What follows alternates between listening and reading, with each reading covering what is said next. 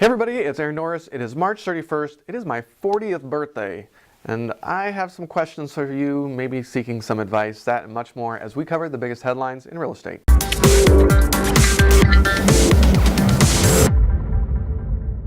Up on the radio show and podcast, we've got one of our favorite all-time guests, and actually one of the first a decade ago. It's hard to believe we've been doing the radio show for 10 years, but Leslie Appleton-Young, she is the chief economist of the California Association of Realtors. This week, she's talking about how she got in the business, how the market has changed over time, migration patterns, affordability, and oh so much more. She's going to be on for the next 2 weeks. Don't miss that on the radio show and podcast. The latest Case-Shiller National Index from S&P and CoreLogic showed a 5.9% annual gain in home prices, putting them at their highest in 31 months. The latest report from the CFPB showed complaints regarding credit were much higher from December 2016 to February 2017. Wonder what's going on there. Pending home sales increased 5.5% last month, according to the National Association of Realtors, and that's following a 2.8% decrease in January, so spring has arrived. And mortgage rates decreased this past week, with 30-year rates now at 4.14% and 15-year rates at 3.39%.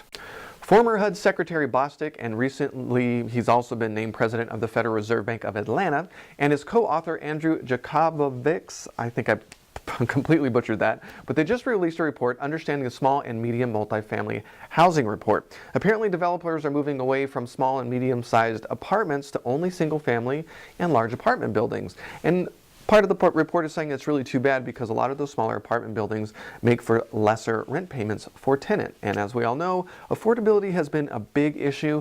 I wouldn't be surprised if we're going to start to see more incentives in the space coming in the next few years. Realtor.com says spring came early this year, like way early. Low inventory and added demand has pushed prices up 8% from last year. The hot spots? California actually made 10 of the top 20 spots, and they took the top two, Vallejo #1 and San Francisco #2. Other California markets that made the list include San Jose, Sacramento, San Diego, Santa Cruz, Santa Rosa, Stockton, Modesto, and Oxnard. Other cities across the U.S. that made the list: Dallas, Denver, Colorado Springs, Boston, Columbus, and Fort Wayne. It's been a long time coming, but the Norris Group is now in Sacramento. Speaking of some of those top 10 cities, and some of those being in Northern California, we are rolling out all three of our hard money loan programs, both flip programs and the rental program in the Sacramento market starting next week. We've been lending in Sacramento with our 8.9% program, but it's time. If you want, we've got the 8.9% flip program and now the 11.5% program where we fund up to 70% of after repair value, and you can roll in repairs. And then of course our very popular in Southern California 6.9% rental program. It's going to be on rented or rent-ready properties in the Sacramento market. We fund up to around 60-65% LTV. Great if you're seasoning properties to then go get long-term financing, or maybe you just want to hold a few more years to flip it. It's there for you. Check out the norrisgroup.com for more information. When Zillow purchased Trulia.com 2 years ago, it also acquired realestate.com as part of the process, and that's got to be worth a lot of money because we know how much auction.com went for. So right now, if you go to it, it goes directly to Trulia.com, but Zillow says it's going to be rolling out something special in May, specifically targeting millennials. U.S. buyers under 36 are starting to make a very large piece of the real estate market. Potential new ways to connect buyers and realtors, great way to make revenue for Zillow, who I don't think has been profitable yet in their existence. Could be exciting. We'll have to wait and see.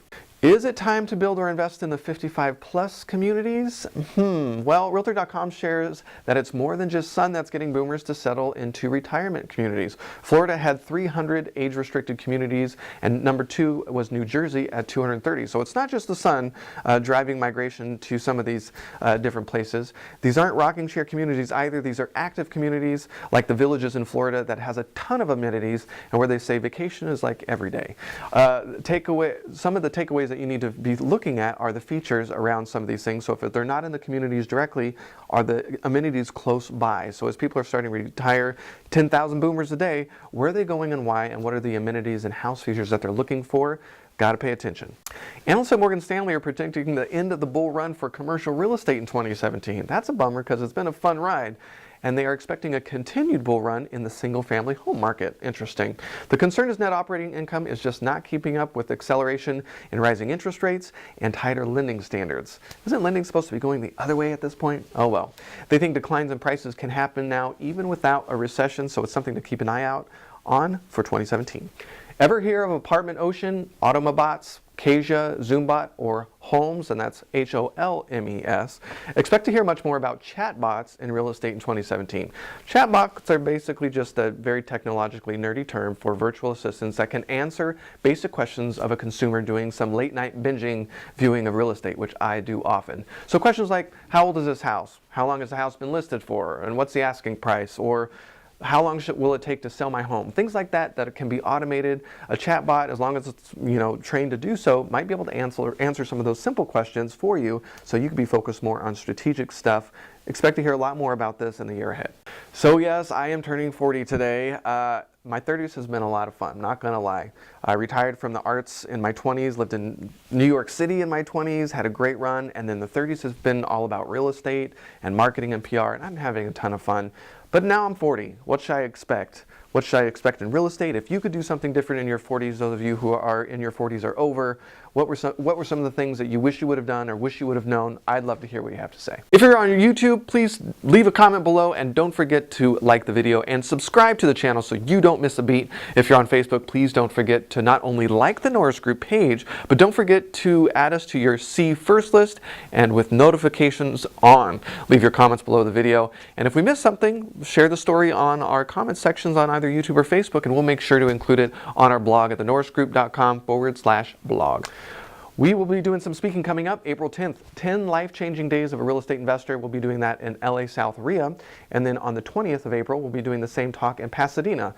And May 24th, we'll be doing the Apartment Owners Association $1 Million Trade Show and Landlording Conference. It's free of charge. If you've never been, it's a lot of fun, and they have an expo floor with vendors that serve the apartment community. Never know what you're going to find. So 3 times we'll be in the LA area in the next couple of months. And then June 1st, if you're an appraiser, you'll catch us at the Southern California chapter of the Appraisal Institute's 20th Annual Inland Empire Markets Trends. That's typically in Ontario, and you can find that information on the website. For more information on hard money lending, including fix and flip, buy and hold, and new construction, and yes, we now serve the Sacramento market, check out thenorrisgroup.com under the hard money loan tab. You can get pre-qualified by just hitting the apply button. Or if you want more information on passive investing with trust deeds, check out tngtrustdeeds.com. With that, have a fantastic weekend, and we'll see you next week.